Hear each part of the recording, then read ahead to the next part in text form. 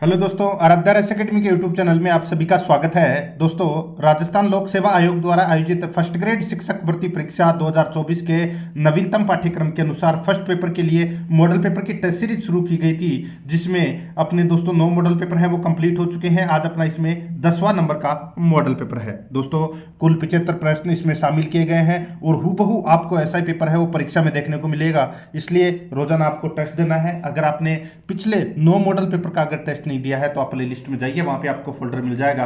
First grade model paper 2024 के नाम से वहां फोल्डर बना हुआ है, तो आप वहां जाकर पिछले मॉडल पेपरों का टेस्ट है वो अवश्य दें। और आराध्या रेस एकेडमी के यूट्यूब चैनल को अगर आपने अभी तक सब्सक्राइब नहीं किया तो सब्सक्राइब जरूर करें, बेल आइकन को दबाएं, वीडियो को लाइक नहीं किया तो वीडियो को लाइक करें और अपने दोस्तों के पास में शेयर जरूर करें। तो चलिए दोस्तों, शुरू करते हैं आज का अपना मॉडल पेपर नंबर 10। देखिए, सर्वप्रथम अपन 15 प्रश्न है वो भारतीय इतिहास, राजस्थान इतिहास और राजस्थान कला संस्कृति से संबंधित हैं। ठीक है, देखिए पहला प्रश्न, गुप्त काल में किसने सुदर्शन झील का पुनर्निर्माण करवाया था? बताइए, गुप्त काल में किसने सुदर्शन झील का पुनर्निर्माण करवाया था? तो वो किसने करवाया था? तो इसका राइट आंसर हो जाएगा दोस्तों, वो है चक्रपालित ने करवाया था। किसने करवाया था? चक्रपालित ने। याद रखना, मैं आपको बताऊं दोस्तों, इस सुदर्शन झील का जो निर्माण है वो चंद्रगुप्त मौर्य के समय हुआ था। ठीक है, और दोस्तों मौर्य शासक अशोक के समय सौराष्ट्र का राज्यपाल तुषारूप ने इस झील का जीर्णोद्धार करवाया था। ठीक है, यह भी आपको इसमें याद रखना है। जबकि दोस्तों जूनागढ़ अभिलेख है, जूनागढ़ अभिलेख के अनुसार स्कंदगुप्त के समय गिरनार पुरपति चक्रपालित जो सौराष्ट्र गवर्नर का दोस्तों पुत्र था, ठीक है, उन्होंने इसका पुनर्निर्माण भी करवाया था। तो यहां पर इसका राइट आंसर हो जाएगा वो है डी नंबर का ऑप्शन सही, चक्रपालित। ठीक है, स्कंदगुप्त के समय हुई थी। आगे देखिए, गांधी से हुए पूना समझौते पर निम्न में से किसने हस्ताक्षर किए थे? दोस्तों, पूना समझौता यानी कि पूना पैक्ट पर हस्ताक्षर किए थे तो किसने किए थे? तो इसका राइट आंसर हो जाएगा वो है अंबेडकर ने। तो यहां पर ए नंबर का जो ऑप्शन है वो इसका बिल्कुल सही उत्तर हो जाएगा, अंबेडकर। ये 26 सितंबर 1932 को हुआ था ये समझौता। आगे देखिए, 3 नंबर का प्रश्न है, सूची फर्स्ट में राज्य है और सूची सेकंड में एजेंट है। दोस्तों, अपने को बताना है कि कौन सा राज्य का कौन सा पॉलिटिकल एजेंट था। ठीक है दोस्तों, अब यहां पर देखिए कूट भाषा में अपने को उत्तर बताना है। देखिए, जोधपुर का जो पॉलिटिकल एजेंट था वो था दोस्तों मेकमोहन। कौन था? मेकमोहन। उदयपुर का पॉलिटिकल एजेंट था वो था दोस्तों कैप्टन सावर्स। ठीक है, और भरतपुर का जो पॉलिटिकल एजेंट था वो था दोस्तों मॉरिसन। कौन था? मॉरिसन। और सिरोही का था दोस्तों जेडी हॉल, जेडी हॉल। ठीक है, तो यहां पर इस प्रश्न का राइट आंसर क्या हो जाएगा? वो है 3 2 1 4, 3 2 1 4 इसका बिल्कुल सही उत्तर हो जाएगा। यानी कि अपना कौन सा ऑप्शन है? सी नंबर का जो ऑप्शन है वो इसका बिल्कुल सही उत्तर हो जाएगा। आगे देखिए, 4 नंबर का प्रश्न है, रामकृष्ण मिशन की स्थापना की थी। रामकृष्ण मिशन की स्थापना किसने की थी?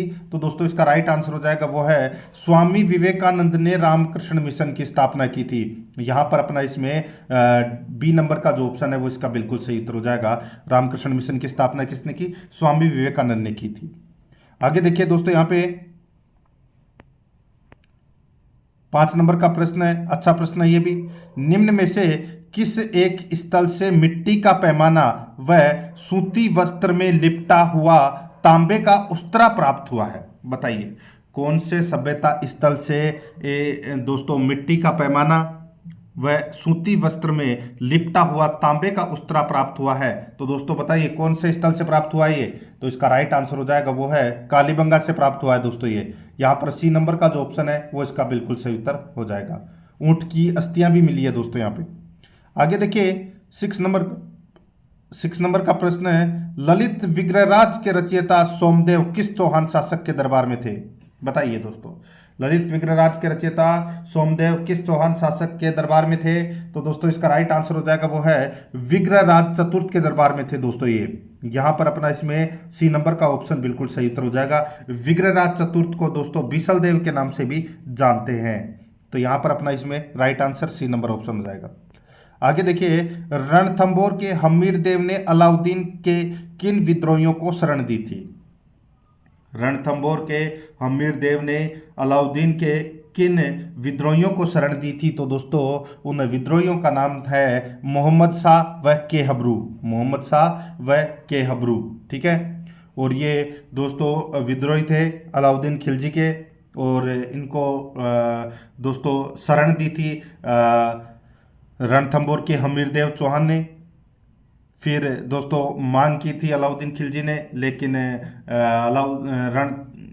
रणथंभौर के हमीर ने उनको लौटाने से मना कर दिया था, और इसकी वजह से दोस्तों युद्ध हुआ था, और मुख्यतः कारण यही माना जाता है, ठीक है। तो यहाँ पर अपना इसमें राइट आंसर हो जाएगा डी नंबर का ऑप्शन, बिल्कुल सही।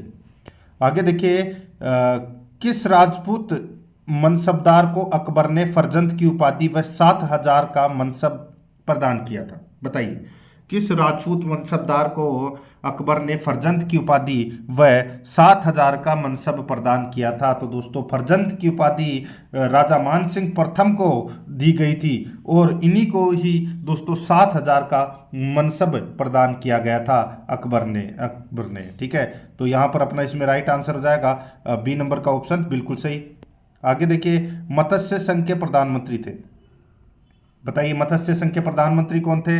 तो इसका राइट आंसर हो जाएगा दोस्तों, वो है शोभाराम कुमावत है, ये मत्स्य संघ के प्रधानमंत्री थे।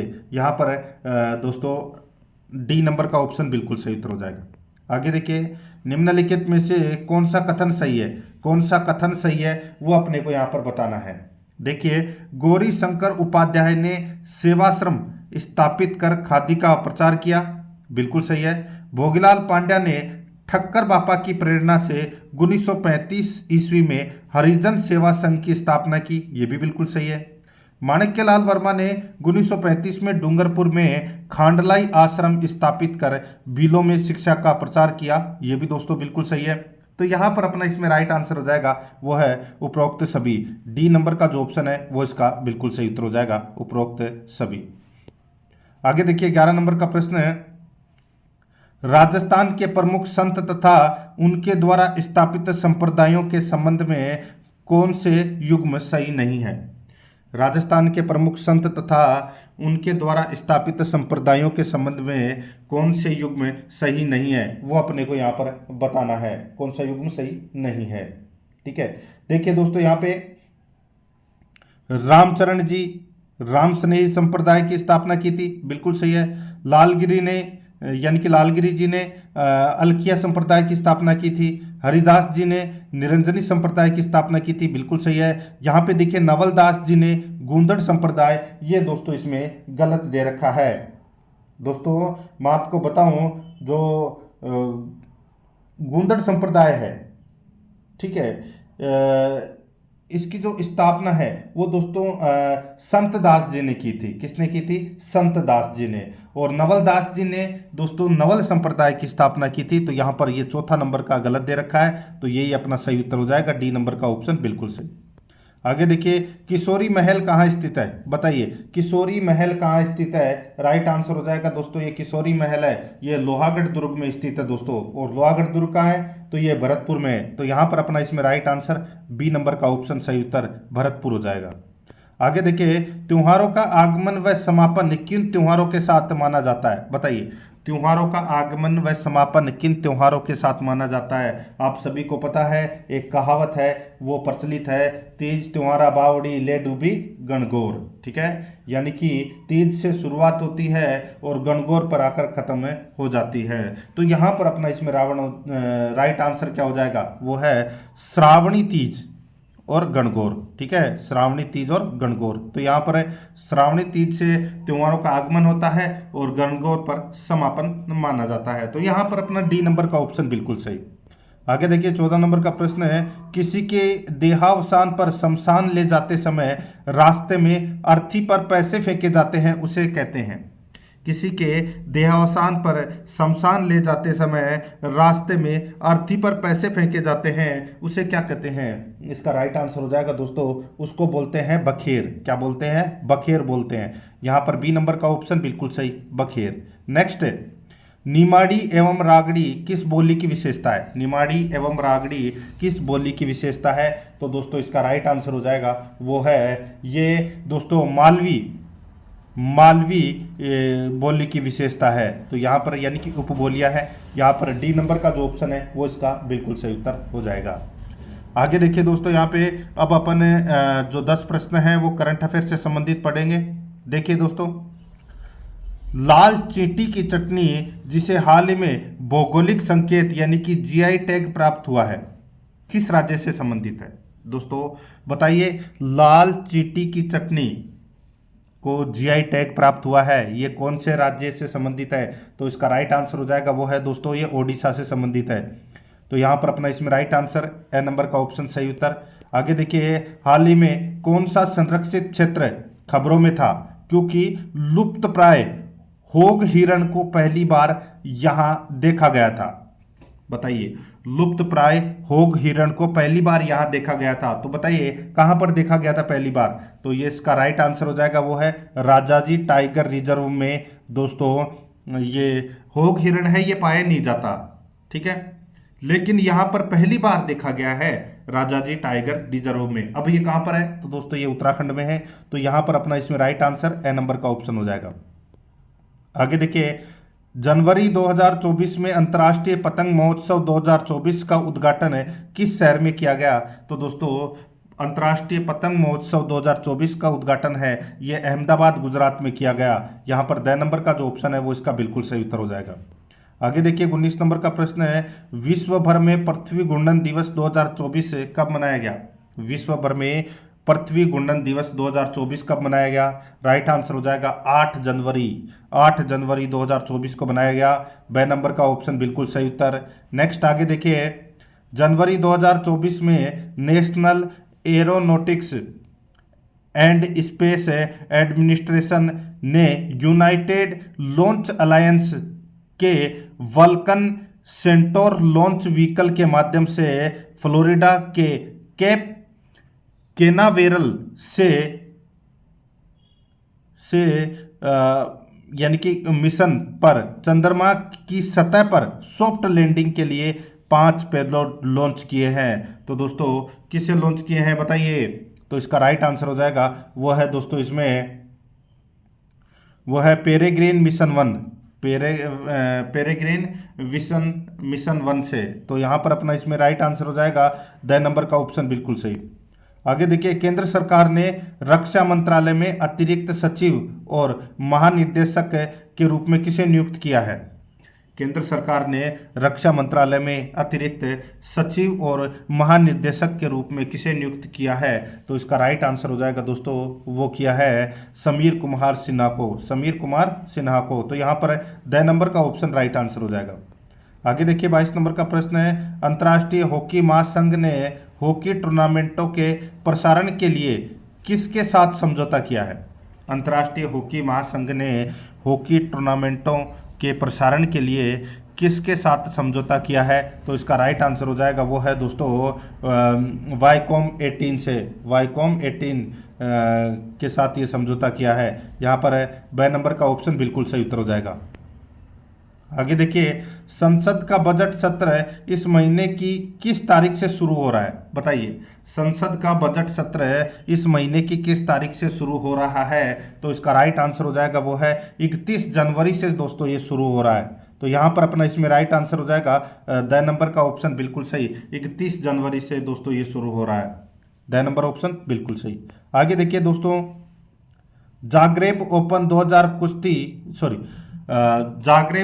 2024 कुश्ती टूर्नामेंट में किस भारतीय ने 57 किग्रा कैटेगरी में गोल्ड मेडल जीता है? 57 किग्रा कैटेगरी में गोल्ड मेडल जीता है, तो वो किसने जीता है? तो दोस्तों इसका राइट आंसर हो जाएगा वो है अमन सहरावत ने जीता है दोस्तों ये। तो यहाँ पर ब नंबर ऑप्शन बिल्कुल सही। नेक्स्ट आगे देखिए, भारतीय नौसेना का बहुराष्ट्रीय अभ्यास मिलन 24 का आयोजन कहाँ किया जाएगा? भारतीय नौसेना का बहुराष्ट्रीय अभ्यास मिलन 24 का आयोजन कहाँ किया जाएगा? तो इसका राइट आंसर हो जाएगा वो है विशाखापट्टनम में किया जाएगा। यहाँ पर ए नंबर का जो ऑप्शन है वो इसका बिल्कुल सही उत्तर हो जाएगा। अब दोस्तों यहाँ पे अपन 5 प्रश्न है वो हिंदी व्याकरण से संबंधित पढ़ेंगे। देखिए, उज्ज्वल का सही संधि विच्छेद क्या होगा? दोस्तों उज्ज्वल का सही संधि विच्छेद सभी को पता होगा, उत प्लस ज्वल। तो दोस्तों इसमें व्यंजन संधि है, तो यहाँ पर इसमें ए नंबर का ऑप्शन बिल्कुल सही उत्तर हो जाएगा।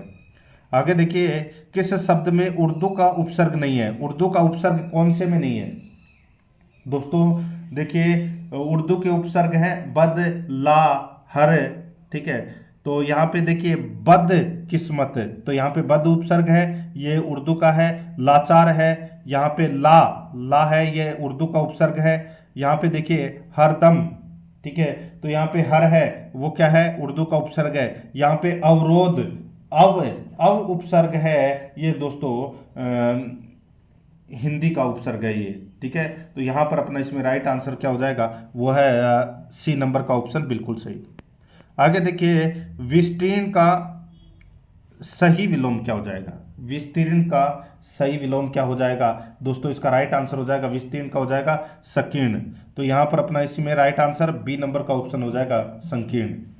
आगे देखिए दोस्तों, यहाँ पे 29 नंबर का प्रश्न है, निम्न में से किस क्रमांक में कृतज्ञ कृतघ्न शब्द युग्म का सही अर्थ भेद है? निम्न में से किस क्रमांक में कृतज्ञ कृतघ्न शब्द युग्म का सही अर्थ भेद है? तो इसका राइट आंसर हो जाएगा दोस्तों, वो है, देखिए कृतज्ञ का मतलब होता है उपकार मानने वाला, और कृतघ्न का मतलब होता है उपकार न मानने वाला। तो यहाँ पर अपना इसमें डी नंबर का ऑप्शन राइट आंसर हो जाएगा। आगे देखिए, निम्नलिखित में से किस विकल्प में हिंदी समानार्थक नहीं है? ठीक है, तो यहाँ पर देखिए गजट सही है, सप्लीमेंट्री पूरक है, एकेडमिक शैक्षणिक है, प्रोविडेंट फंड है, यहाँ पे वेतन विधि, तो प्रोविडेंट फंड का मतलब होता है भविष्य निधि, ठीक है। तो यहाँ पर डी नंबर का ऑप्शन बिल्कुल सही। अब यहाँ पे 5 प्रश्न है, वो अपन इंग्लिश ग्रामर से संबंधित देख लेते हैं। देखिए, चूज द करेक्ट टेंस। यहाँ पे देखिए, I am sorry I anything about your problems, तो यहाँ पे खालिस्तान में क्या आएगा वो अपने को यहाँ पर बताना है। तो दोस्तों देखिए, I am sorry I didn't know anything about your problems, तो यहाँ पर ए नंबर का ऑप्शन राइट आंसर हो जाएगा, ठीक है। आगे देखिए दोस्तों, यहाँ पे fill in the blank with suitable determiners, तो दोस्तों यहाँ पे डिटरमिनर भरना है खालिस्तान में। देखिए, 9th chapter of the book is very interesting, 9th chapter of the book is very interesting, तो यहाँ पे 9th यानी कि नंबर के आगे दोस्तों द का प्रयोग होगा, तो यहाँ पर इसका राइट आंसर हो जाएगा द 9th चैप्टर, तो यहाँ पर बी नंबर का ऑप्शन बिल्कुल सही। नेक्स्ट आगे देखिए दोस्तों, यहाँ पे the word bliss has a meaning similar to, यानी कि दोस्तों ब्लिस का अपने को क्या करना है? सिनोनिम बताना है, यानी कि समानार्थक शब्द बताना है। तो ब्लिस का मतलब क्या होता है? इसका मतलब होता है दोस्तों मोह, या दोस्तों आप इसको बोल सकते हैं आनंद, या परम सुख भी बोल सकते हैं, ठीक है। अब इसका समानार्थक शब्द कौन सा हो जाएगा? हैप्पीनेस, इसका मतलब यही होता है, ठीक है। तो यहाँ पर अपना इसमें राइट आंसर क्या हो जाएगा? ए नंबर का ऑप्शन बिल्कुल सही। अब यहाँ पर देखिए खालिस्तान भरना है।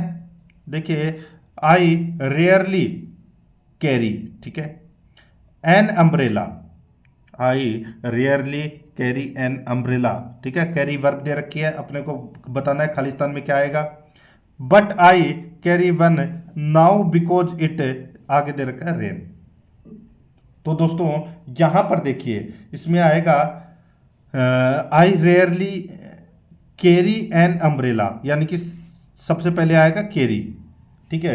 उसके बाद में दोस्तों देखिए बट आई एम, अब आई के साथ में क्या लगेगा?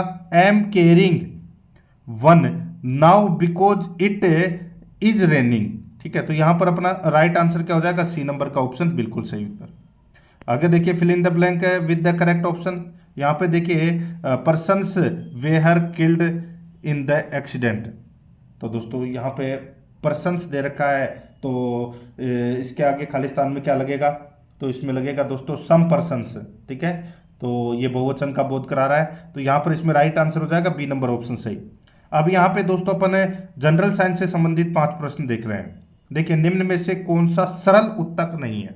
बताइए, सरल उत्तक कौन सा नहीं है? तो इसका राइट आंसर क्या हो जाएगा दोस्तों? सरल उत्तक दोस्तों इसमें पोषवाह उत्तक है, ये दोस्तों सरल उत्तक नहीं है, ठीक है। देखिए स्थायी उत्तक को 2 भागों में विभाजित किया जाता है, एक सरल उत्तक और एक जटिल उत्तक, ठीक है।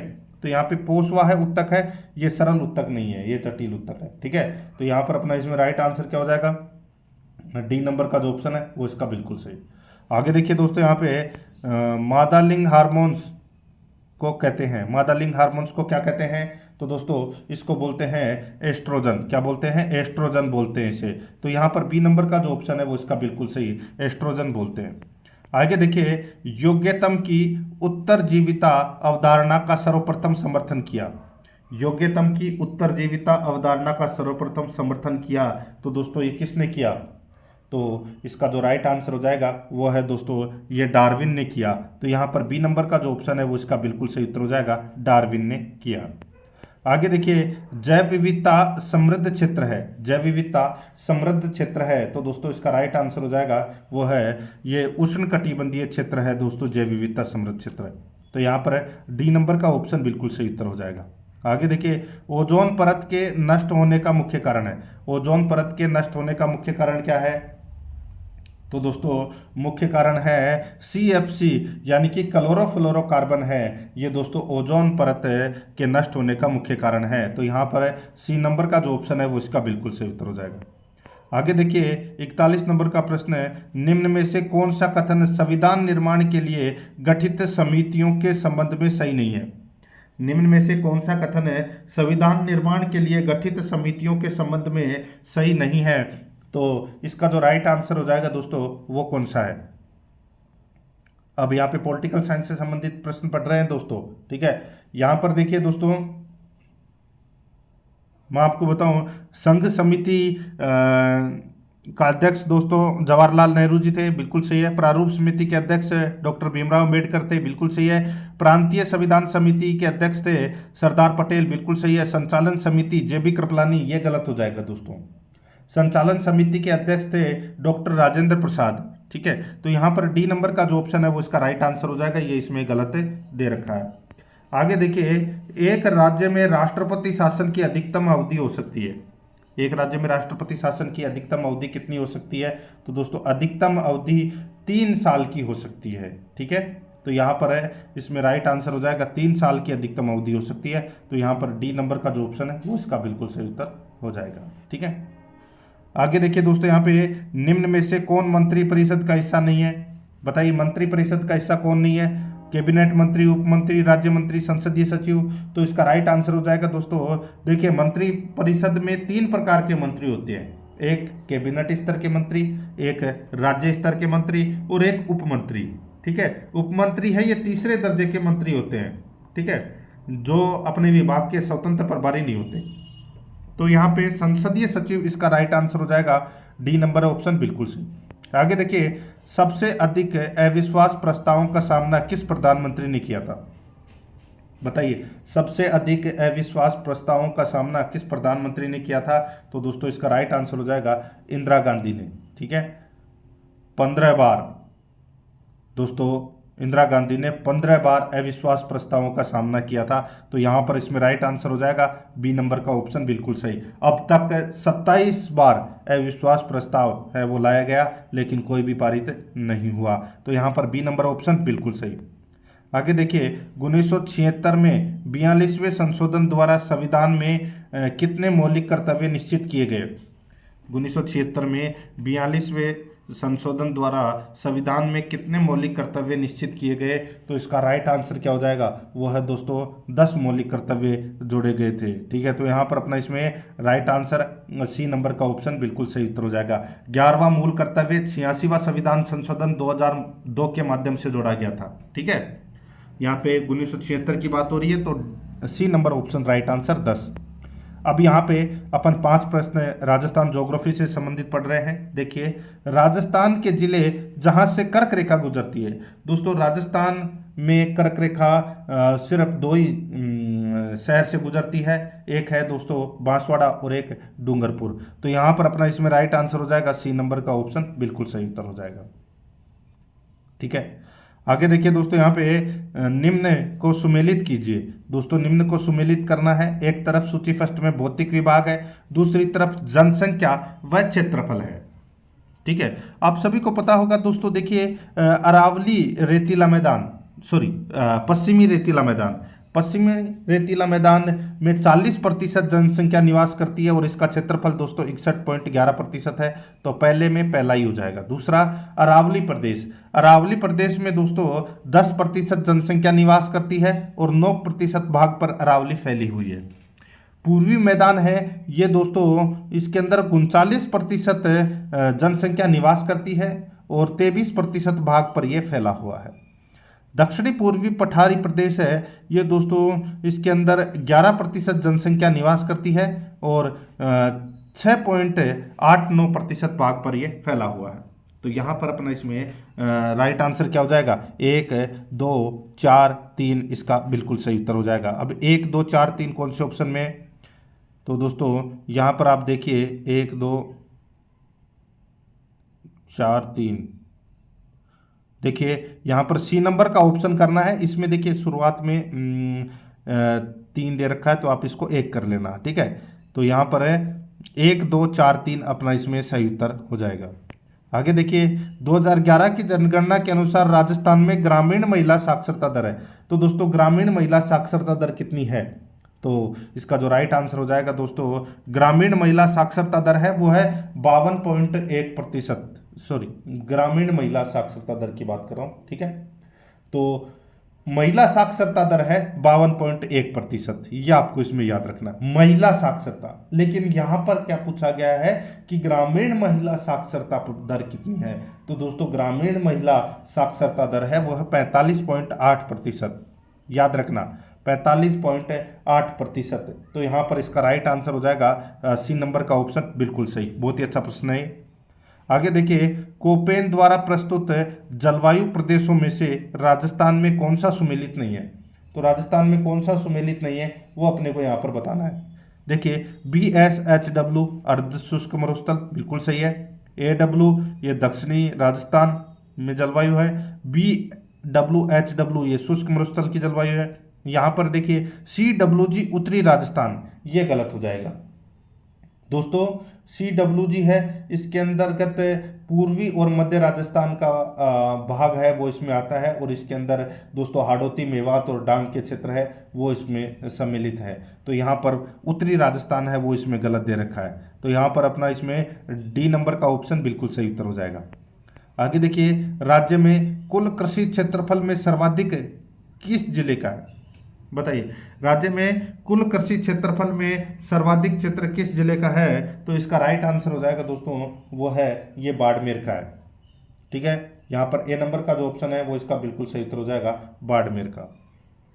आगे देखिए दोस्तों, यहाँ पे 51 नंबर का प्रश्न है। अब जो प्रश्न है वो दोस्तों यहाँ पे जो शुरू हो रहे हैं ये स्कूल मैनेजमेंट के प्रश्न है, ठीक है। 15 प्रश्न है स्कूल मैनेजमेंट के।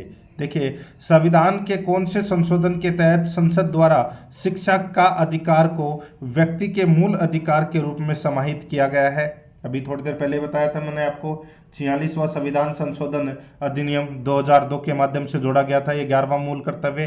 तो यहाँ पर ए नंबर ऑप्शन बिल्कुल सही। आगे देखिए, भारत में शैक्षिक प्रशासन कितने स्तरीय है? भारत में शैक्षिक प्रशासन कितने स्तरीय है? तो दोस्तों इसका राइट आंसर हो जाएगा, देखिए 3 स्तरीय है, केंद्रीय स्तर, राज्य स्तर और स्थानीय स्तर।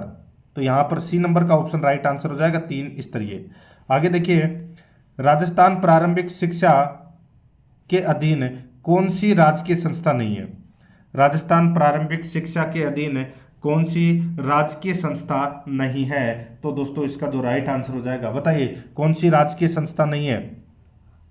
तो इसका बिल्कुल सही उत्तर हो जाएगा दोस्तों वो है, देखिए निर्देशालय प्रारंभिक शिक्षा बीकानेर, बिल्कुल है। जिला शिक्षा एवं प्रशिक्षण संस्थान ये भी है राजकीय संस्था। पंजीयक शिक्षा विभागीय परीक्षाएं बीकानेर ये भी है। राजस्थान राज्य पाठ्य पुस्तक मंडल ये राजकीय संस्था नहीं है दोस्तों, ठीक है। तो यहाँ पर अपना इसमें राइट आंसर हो जाएगा वो है डी नंबर का ऑप्शन, बिल्कुल सही उत्तर हो जाएगा। ये स्वायत्त शासित संस्थाएं हैं, ठीक है। तो यहाँ पर डी नंबर ऑप्शन बिल्कुल सही। आगे देखिए, सीरट के बारे में कौन सा कथन असत्य है? सीरट के बारे में कौन सा कथन असत्य है? तो यहाँ पर देखिए देखिए इसका नया नाम RSCERT कर दिया गया है, बिल्कुल सही है। सीरट की स्थापना 11 नवंबर 1978 को हुई थी, बिल्कुल सही है। सीरट की स्थापना मेहरोत्रा समिति की सिफारिश पर उदयपुर में की गई, ये भी बिल्कुल सही है। आगे देखिए सीरट में कुल 8 विभाग है, ये गलत हो जाएगा दोस्तों। सीरट में कुल 9 विभाग है। कितने विभाग है? 9 विभाग। तो यहाँ पर डी नंबर का ऑप्शन बिल्कुल सही। आगे देखिए राजस्थान माध्यमिक शिक्षा बोर्ड का गठन कब किया गया? तो दोस्तों राजस्थान माध्यमिक शिक्षा बोर्ड का गठन है ये 4 दिसंबर 1957 को दोस्तों राजस्थान माध्यमिक शिक्षा बोर्ड का गठन है वो किया गया जयपुर में। तो इसका राइट आंसर हो जाएगा बी नंबर ऑप्शन बिल्कुल सही। आगे देखिए यहाँ पे RSTB यानी कि राजस्थान राज्य पाठ्य पुस्तक मंडल किस सिद्धांत पर कार्य करता है? राजस्थान राज्य पाठ्य पुस्तक मंडल किस सिद्धांत पर कार्य करता है? तो इसका जो राइट आंसर हो जाएगा वो है दोस्तों ये न लाभ न हानि के सिद्धांत पर कार्य करता है। यहाँ पर सी नंबर का ऑप्शन बिल्कुल सही उत्तर हो जाएगा। नो प्रॉफिट नो लॉस के सिद्धांत पर कार्य करता है। सी नंबर ऑप्शन बिल्कुल सही। आगे देखिए राजस्थान के कौन से जिलों में शैक्षणिक दृष्टि से पिछड़े ब्लॉक्स नहीं है? राजस्थान के कौन से जिलों में शैक्षणिक दृष्टि से पिछड़े ब्लॉक्स नहीं है? तो दोस्तों इसका जो राइट आंसर हो जाएगा वो है इसमें, बताइए राजस्थान के कौन से जिलों में शैक्षणिक दृष्टि से पिछड़े ब्लॉक्स नहीं है?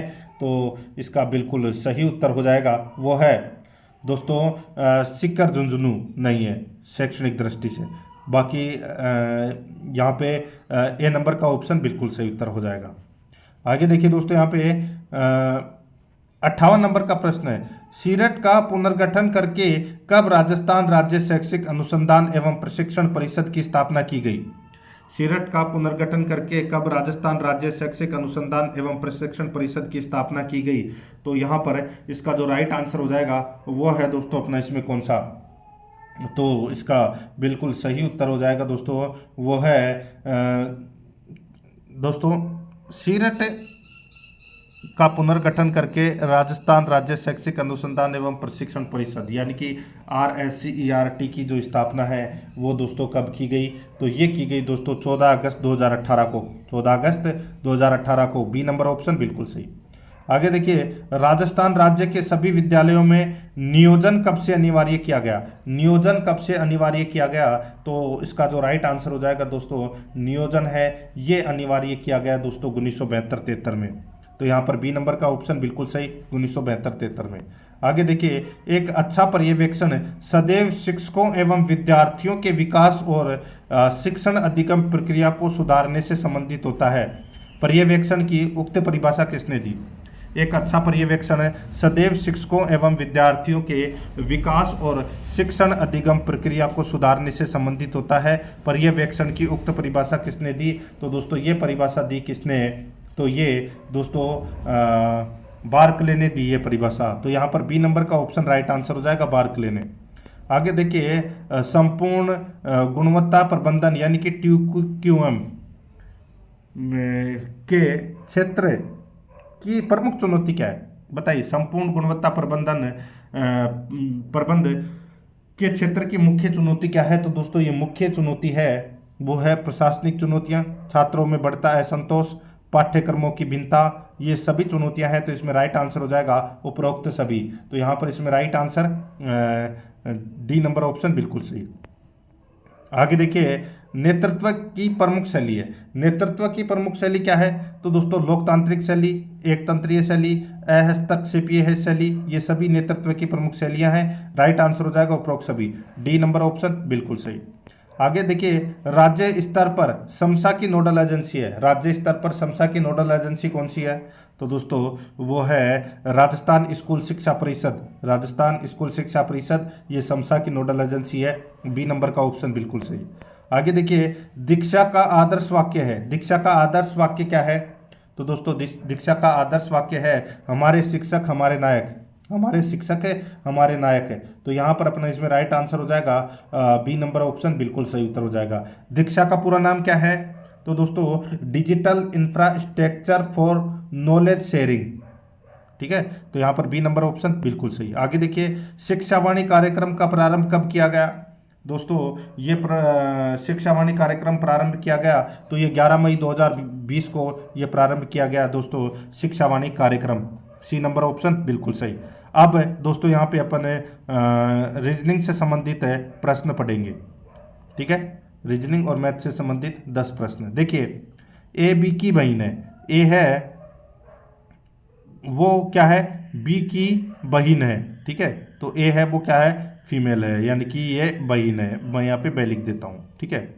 अब दोस्तों देखिए, किंतु बी ए की बहन नहीं है, बी है वो ए की बहन नहीं है, तो इसका मतलब क्या हुआ, ये भाई हुआ, ठीक है। तो ए तथा बी दोनों के मध्य का संबंध है, तो दोस्तों दोनों के मध्य का जो संबंध है वो क्या हो जाएगा, तो दोस्तों इसका जो राइट आंसर हो जाएगा वो है दोस्तों ये भाई बहन का संबंध हो गया दोनों के मध्य। तो यहाँ पर ए नंबर ऑप्शन बिल्कुल सही। आगे देखिए, यदि प्लस का अर्थ इंटू, माइनस का अर्थ प्लस है, इंटू का अर्थ भाग और भाग का अर्थ माइनस हो, तो दोस्तों यहाँ पे 6 माइनस 9 प्लस 8 इंटू 3 भाग 20 बराबर क्या आएगा। तो दोस्तों सबसे पहले तो अपने को निशान चेंज करने हैं। निशान चेंज करोगे तो दोस्तों क्या हो जाएगा इसमें, देखिए 6 माइनस, माइनस का अर्थ क्या है, तो प्लस है, तो 6 प्लस 9 प्लस का अर्थ क्या है, इंटू 8, इंटू का अर्थ क्या है, इंटू का अर्थ भाग है, भाग है दोस्तों 3, भाग का अर्थ क्या है, भाग का अर्थ माइनस, ठीक है। तो माइनस 20, बस सोल्व कर लीजिए।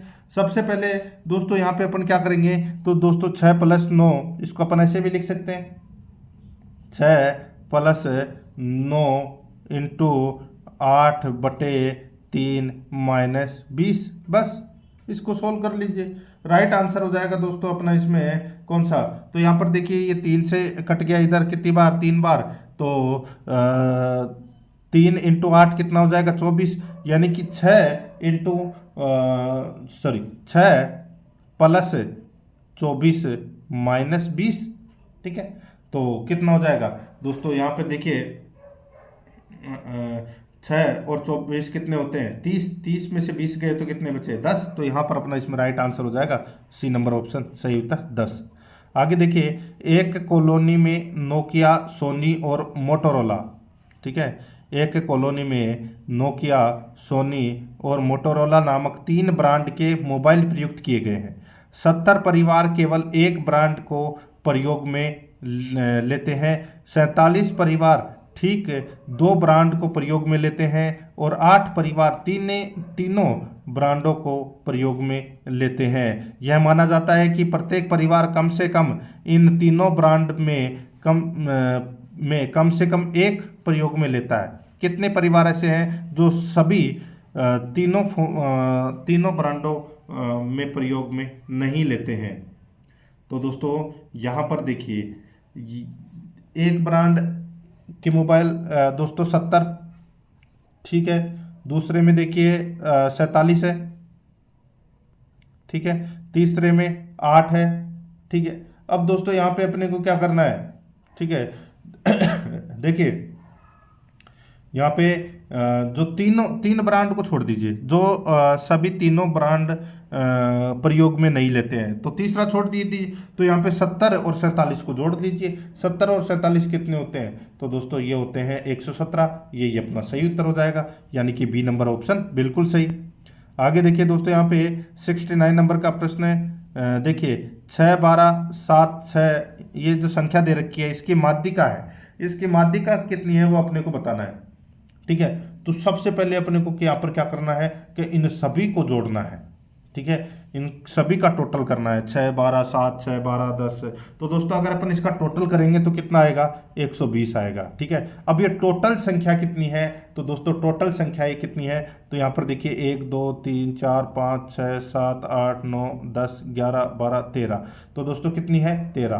तो यहाँ पे 120 में 13 का भाग दे दीजिए, कितना आ जाएगा, 9.23, ठीक है। तो यहाँ पर 9.23 इसका राइट आंसर हो जाएगा इसमें।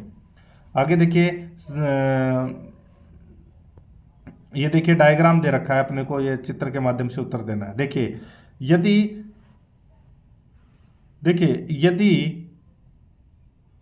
5500 प्रतियां छापी गई हों, विविध खर्च है वो 8,480 रुपये हो तथा प्रकाशक का लाभ 25% हो, तो प्रत्येक प्रति का अंकित मूल्य क्या होगा वो अपने को यहाँ पर बताना है। दोस्तों यहाँ पर देखिए सीधा सा है, 5500 प्रतियां छापी गई है, ठीक है। अब यहाँ पे छपाई में देखिए 35% योगदान है, और विविध खर्च है वो दोस्तों 18,480 रुपये, 18,480 है। तो सबसे पहले तो 18,000 का अपन क्या करेंगे दोस्तों, देखिए इसमें विविध है वो 4% है। अब ये 4% बराबर कितना है, 18,480। तो आप इसका 100% निकाल लीजिए। तो यहाँ पे 18,480 बटे 4 इंटू 100, बस इसका 100% निकल कर आ जाएगा। यानी कि कुल मूल्य कितना है, तो दोस्तों 4,62,000 आएगा इसमें, 4,62,000, ठीक है, ये आएगा इसमें टोटल। अब यहाँ पर देखिए 5500 प्रातियों का कुल अंकित मूल्य निकालना है। अब ये कितना दे रखा है, 35% दे रखा है, ठीक है। तो आप इसका 35% निकाल लीजिए। तो यहाँ पर है दोस्तों एक प्रति का जो अंकित मूल्य आएगा वो आएगा दोस्तों 105 रुपये आएगा, ठीक है। आप इसको आसानी से कर सकते हैं, नॉर्मल क्वेश्चन है। यहाँ पर सी नंबर का ऑप्शन बिल्कुल सही। ये देखिए अब अपने ये ट्रिग्नोमेट्री से संबंधित कुछ प्रश्न है।